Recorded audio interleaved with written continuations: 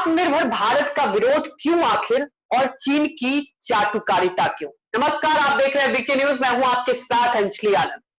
दरअसल पिछले कुछ दिनों से कोरोना ऐसा एक काल आया, कहते हैं ना कि एक ऐसा दुश्मन है जो अदृश्य है, और इस सब के लिए एक जिम्मेदार चाइना को माना जा रहा है। हालांकि चाइना ये मानने को कभी तैयार नहीं हुआ। लगातार हर देश इसका विरोध कर रहा है।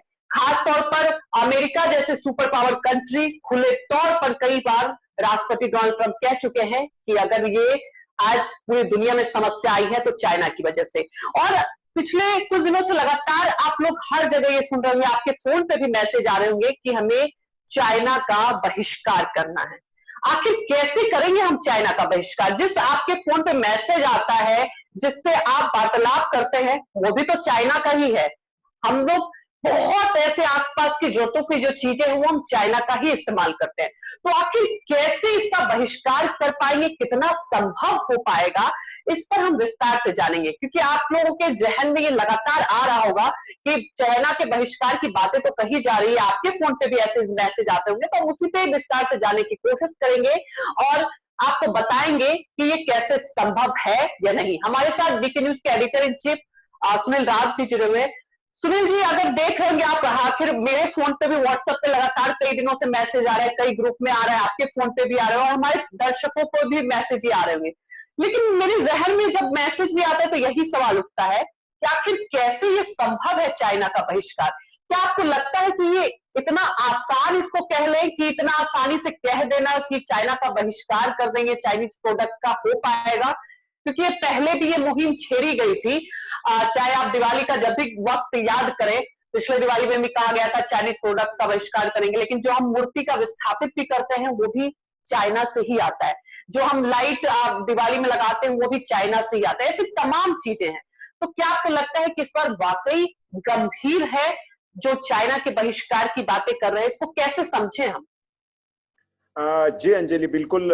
देखिए, बहुत मौजू आज का ये विषय है जिस विषय पर हम लोगों ने उठाया, क्योंकि देश भर के कई सारे लोग हैं वो कह रहे हैं कि इस वक्त अगर चीन हमारा सबसे बड़ा दुश्मन है और उसको डिफीट, पाकिस्तान को तो बर्बाद कर दिया हम लोगों ने, या भारत सरकार ने जो अपनी कूटनीतियों से वो कर्जा मांग रहा है और उसको दुनिया में अलग थलग एक देश के तौर पर वो बढ़ चुका है। लेकिन अभी हमारा असल मुकाबला चीन से है, क्योंकि चीन जिस तरह से नेपाल को भड़का रहा है या पाकिस्तान को भड़का रहा है, तो चीन को डिफीट कैसे किया जाए। तो ये बहस शुरू हुई सोनम वांगचुक जो है, जिनके किरदार पर 3 इडियट फिल्म बनी थी, उन्होंने सबसे पहले इस मुहिम को छेड़ा कि क्यों ना हम जो चीनी एप्स है और जो चीनी प्रोडक्ट है उनका बाइकआउट करें, क्योंकि सरकारी लेवल पर तो ये संभव नहीं है। उन्होंने कहा क्योंकि सरकार जो है वो WTO से बंधी है, वर्ल्ड ट्रेड ऑर्गेनाइजेशन से, तो वो किसी देश पर प्रतिबंध नहीं लगा सकती है, उसकी भी अपनी कुछ सीमाएं हैं।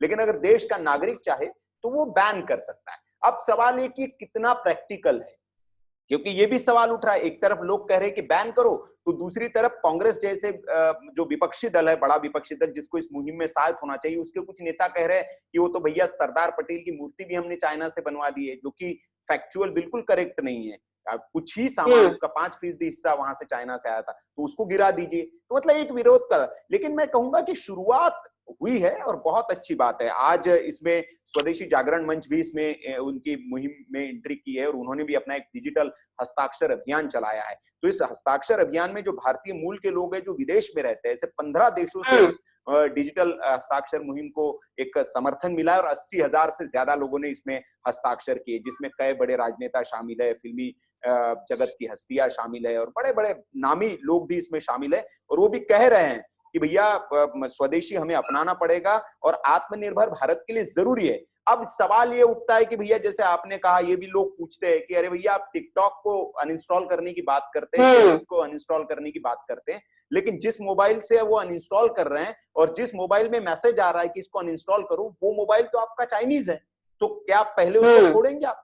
तो ऐसे लोगों को मैं ये जवाब देना चाहूंगा कि देखिए, आत्मनिर्भर होने का मतलब और चाइनीज प्रोडक्ट को बैन करने का मतलब ये नहीं होता है कि हम पूरी तरह से आज से ही चाइना से प्रोडक्ट लेना बंद कर दे और एक तरह से हम हेल्पलेस हो जाए। ऐसा नहीं होता है। किसी भी देश से हम प्रोडक्ट लेना बंद नहीं कर सकते, आते रहेंगे, लेकिन उस पर निर्भरता हम अपनी कम कर सकते हैं। आत्मनिर्भर भारत बाइकॉट का मतलब है कि हम उस पर जो चीज हमारे पास उपलब्ध है उसको तो कम से कम ना ले, जैसे लेकिन सुनील जी आपको रोकना चाहूंगी। दरअसल पहले भी ऐसी मुहिम देखी जा चुकी है कि बाइकआउट करेंगे, तो मैं ये, क्या आपको लगता है ये इतना आसान होगा?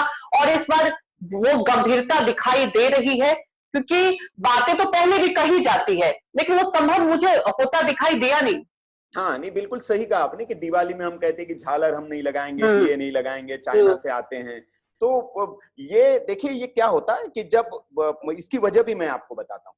देखिए, हाँ, वैसे तो बहुत राष्ट्रवाद उफनता है लोगों के अंदर कि नहीं, चाइना को बैन कर देना चाहिए, लेकिन जब अपने पॉकेट की बात आती है, जब अपने वॉलेट की बात आती है, जेब की बात आती है ना, तो फिर राष्ट्रवाद को बगल में रख देते हैं। मार्केट में जब हम खरीदने जाते हैं, देखते हैं कि चाइना की जो झालर है वो 30 रुपए में बिक रही है और वहीं देसी इंडियन बनी हुई झालर है वो 100 रुपए में मांग रहा है। तो वो देखेगा 70 रुपए में ज्यादा क्यों दूं, तो वो 30 रुपए वाली चीज बाजार से ले आता है। तो फिर वो राष्ट्रवाद वो धरा का धरा रह जाता है कि नहीं, राष्ट्रवादी और बैन चाइना प्रोडक्ट। तो ये एक बड़ी समस्या है हमारे सामने, और यही इस मुहिम में तो क्या प्रैक्टिकल हो सकता है। तो नरेंद्र मोदी ने जो कहा है कि लोकल के लिए हमें वोकल होना है, तो सबसे बड़ी चुनौती हमारे सामने ये है, क्योंकि चाइना हमारे सामने, उसने इतने दिनों में अपने को एक बड़ा मैन्युफैक्चरिंग हब बना रखा है, वहां पर हर चीज तैयार होती है और बड़ी सस्ते दरों में तैयार होती है। तो सबसे पहले तो हमारे भारत के सामने ये चुनौती है कि हम ऐसे प्रोडक्ट बनाएं, जो नरेंद्र मोदी ने आज भी कहा है अपने भाषण में कि हम ऐसे प्रोडक्ट बनाएं कि जो मेड इन इंडिया हो और मेड फॉर वर्ल्ड हो।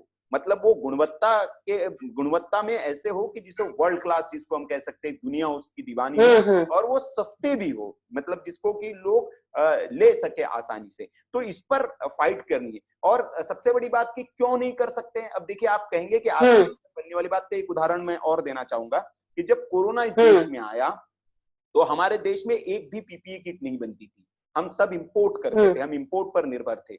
लेकिन आज हर रोज 3 लाख पीपीई किट भारत निर्माण करता है, और हम इसको एक्सपोर्ट करने की स्थिति में अभी आ गए हैं। तो ये देखिए, ये हुआ कैसे कि एक उस पर फोकस किया गया और उसको बनाया गया, कम रेट में हम बना रहे। कई हमने जो कोरोना टेस्टिंग किट्स थी, उसको भी कम रेट वाली कोरोना टेस्टिंग किट्स भी भारत ने बनाई। तो अगर हम करने पे आए तो कर सकते हैं, उसको अगर मार्केट मिले, उसको अगर प्रोत्साहित किया जाए, तो कम दाम में चीजें बन सकती है। और जिस तरह से चाइना से, सरकार को भी इसमें भूमिका निभानी पड़ेगी, क्योंकि चाइना से जो इंपोर्ट माल होता है, उस पर अगर इंपोर्ट ड्यूटी लगा दी जाए, उसको अगर थोड़ा सा महंगा हो जाए वो, तो यहाँ के जो व्यापारी है, जो यहाँ, लेकिन सुनील जी एक आपने अहम बात एक आम जनता की तरफ से जो यहाँ पे फोकस किया है कि सोचते तो हैं, लेकिन जब मार्केट में जाते हैं हमें ऑप्शन मिलता है कि चलो ये कम पैसे में मिल रहा है, और सबको अपने पॉकेट बचानी होती है। क्योंकि अगर हमारे देश की आबादी की बात करें, आपको पता है कितनी पॉपुलेशन किस इसमें आती है।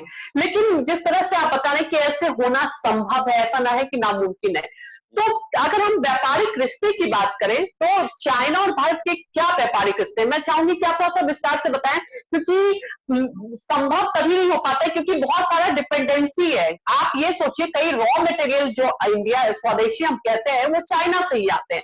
तो क्या इसका, अगर हम चाइनीज प्रोडक्ट का बाइकाट करते हैं, और इस मुहिम में अभी तक तो देखा जा रहा है बहुत लोग हिस्सा ले भी रहे हैं और लोग इच्छुक भी हैं, तो कितना असर होगा?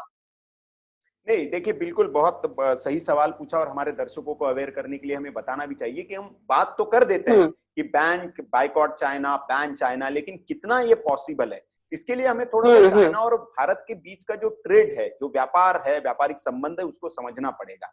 अगर हम भारत के ट्रेड की बात करें, तो भारत जो है, भारत और चाइना का जो कारोबार है, उसको 2019 की अगर हम बात करें, तो 7,000 अरब रुपए का कारोबार भारत और चीन के बीच हुआ, 7,000 अरब रुपए का।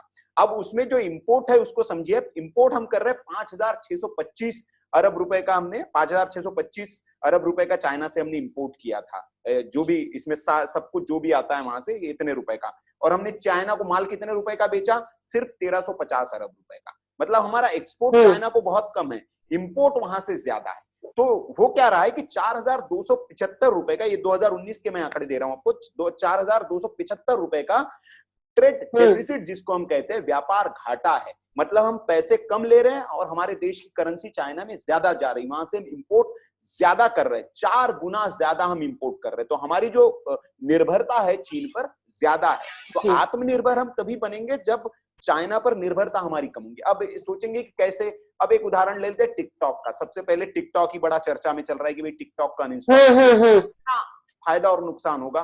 तो थोड़ा सा दर्शकों को जी। हम समझा दें। अगर टिकटॉक की अगर हम बात करें तो 2019 की तीसरी तिमाही का मुझे याद है, उन्होंने अपने एक आंकड़ा जो जारी किया था, उसमें 25 करोड़ रुपए उन्होंने भारत से कमाए। भारत में पॉपुलर है जी, और भारत बड़ा क्योंकि मार्केट है। सुनील जी, जिस तरह से मैं भी अपने आसपास देखती हूँ, युवाओं में बहुत ज्यादा क्रेज है भारत में हाँ हाँ टिकटॉक का। बहुत डिपेंडेंसी है।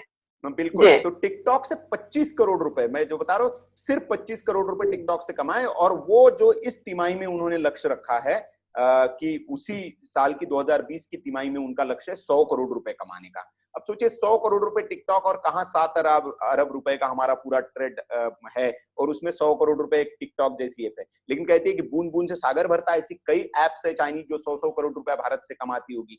तो ठीक है, फिर भी टिकटॉक से अगर हम इस्तेमाल न करें तो हमारा काम चल सकता है, क्योंकि बहुत एसेंशियल नहीं है हमारे लिए। उसके जैसी कई दूसरी जी। सिमिलर एप्स है, हम उसको इस्तेमाल कर लेंगे, नहीं करेंगे तो क्या फर्क पड़ता है। टिकटॉक अगर हमने नहीं देख लिया तो उससे हमारा क्या जा रहा है, तो उसको तो हम कर सकते हैं, उसको अनइंस्टॉल कर सकते हैं थोड़ा सा। लेकिन बाकी जो चीज है, जैसे आपने कहा कि कई रॉ मटेरियल, जैसे मेडिसिन जो है, मेडिसिन बनाने का कई जो रॉ मटेरियल वो हम चाइना से इंपोर्ट करते हैं, और भी कई जो नेसेसरी चीजें, जीवन के लिए जरूरी चीजें, तो वो हमें चाइना से ही उसको रॉ मटेरियल इंपोर्ट करना। अब जैसे मोबाइल ले लीजिए, मोबाइल की हम बात करते हैं।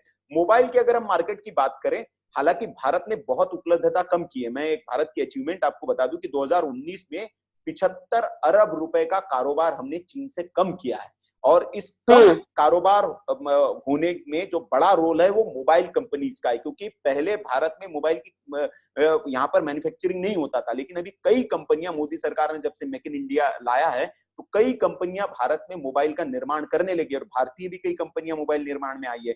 तो मोबाइल बेसिकली क्या है कि इसमें मोबाइल का एक बड़ा हिस्सा है। अगर अप्रैल 2017 से जनवरी 2018 का मैं एक आंकड़ा बताऊं तो 975 अरब रुपए के सिर्फ हमने जो है टेलीकम्युनिकेशन इक्विपमेंट है वो चाइना से इंपोर्ट किए, जिसमें मोबाइल और उसकी आईसी वाईसी जो भी आता है मोबाइल से रिलेटेड चीजें थे, वो इंपोर्ट किए 975 रुपए की। और अप्रैल 2018 की अगर मैं बात करूं, इस अप्रैल 2018 से फरवरी 2019 के बीच की, तो उसको घटा के हमने 500 अरब रुपए किया है। मतलब 475 अरब रुपए की वो जो प्रोडक्ट है वो घटे हैं। तो इसका मतलब भारत ने मोबाइल का उत्पादन बढ़ा है।